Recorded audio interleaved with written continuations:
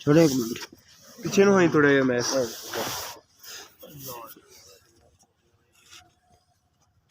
नहीं आ रही आ